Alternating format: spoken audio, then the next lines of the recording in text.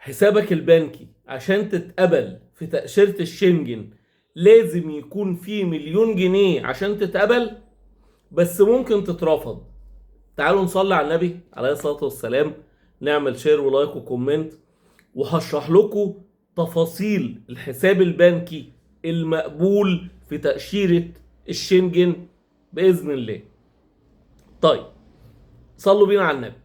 أول حاجة، في واحد ممكن يبقى رصيده اللي متقدم في كشف حساب البنكي 1,000,000 جنيه وياخد رفض، وفي واحد ممكن يبقى رصيده 200,000 اللي متقدم لتأشيرة الشنجن وياخد قبول. طيب ايه سبب الرفض وايه سبب القبول؟ تعالوا نحسبها بالراحة وبالعقل. في حد ممكن يقول لك تعالى هخليك تقدم وتتقبل، وهات من بابا 500,000 جنيه وهات من ماما 500,000 جنيه، واعمل ايداع في رصيد الحساب بتاعك قبل ما تقدم للسفارة ب6 شهور، وبعد كده اسحب 20، وبعد كده اسحب 10، وبعد كده حط 5، وتعالى كل يوم واحد في الشهر اعمل ايداع ب20، وبعد كده اسحب 30، وهتلاقي نفسك دخلت في دوامة كبيرة جدا وارقام غريبة جدا. الرصيد اللي انت مقدمه في ال6 شهور اللي راح للسفارة فعلا فيه 1,000,000 جنيه.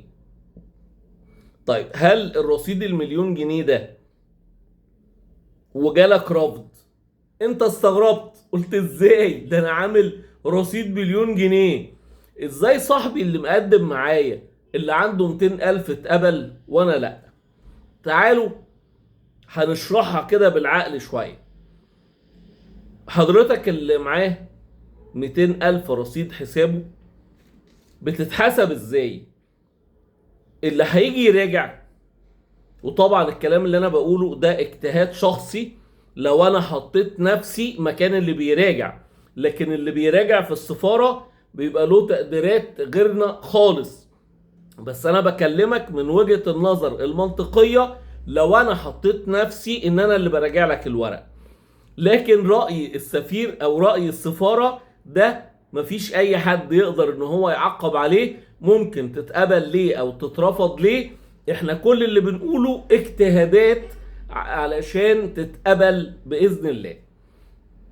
لو حضرتك حطيت مبلغ اللي هو 1,000,000 جنيه ده، اللي هيجي يراجع الورق حضرتك عندك مثلا 25 سنة وكاتب ان انت بتشتغل في وظيفة المرتب اللي انت كاتبه 20,000 جنيه. طيب انت عندك 25 سنة، اللي هيجي يراجع الورق بالمنطق هيجي يقول ايه؟ حضرتك بتقبض 20,000 زي الورق اللي انت كاتبه، انت جايب جواب من شركة ان انت بتاخد 20,000. هتصرف كام في الشهر؟ وهيتبقى لك كام؟ وحوشت 1,000,000 جنيه دول ازاي وانت عندك 25 سنة؟ لو انا اللي براجع الورق مش هقتنع بالكلام ده، هقول ان الورق المبلغ اللي محطوط لك ده انت واخده من حد. طيب ما يمكن انت جالك من ورث او بعت عربية او بعت شقة، فعشان كده الحساب بتاعك كبر. في الحالة دي يبقى حضرتك لازم توضح للي بيراجع، بتكتب له بتقول له ان انا مرتبي كذا، بصرف كذا، بيتبقى لي كذا، عشان هو يقتنع باللي انت بتقوله.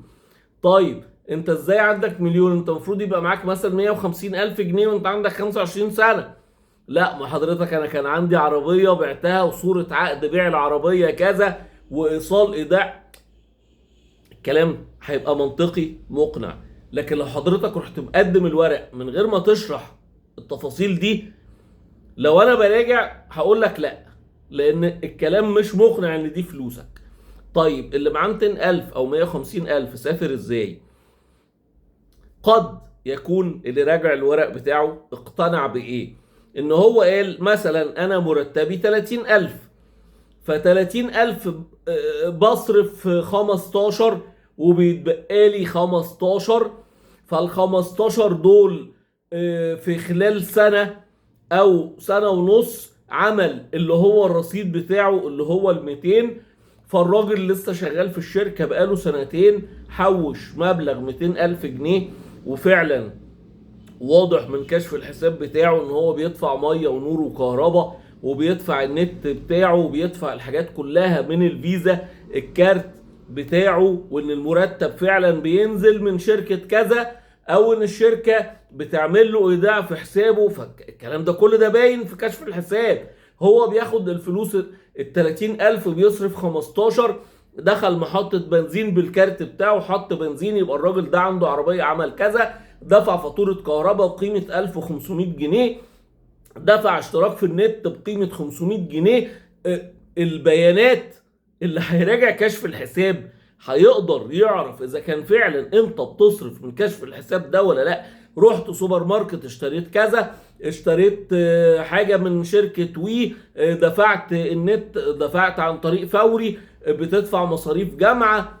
اي مصروف انت بتعمله عن طريق كارت الفيزا بتاعك بتاع الحساب الجاري هيبقى ظاهر في كشف الحساب البنكي. هيقتنع منه اللي بيراجع الورق اذا كان فعلا انت كلامك سليم ولا لا. يعني لو انت راجل بتصرف 15,000 وانت مرتبك 10,000 ازاي؟ لكن لو انت بتصرف 15,000 وانت مرتبك 30 وواضحين في كشف الحساب، انت كده تمام.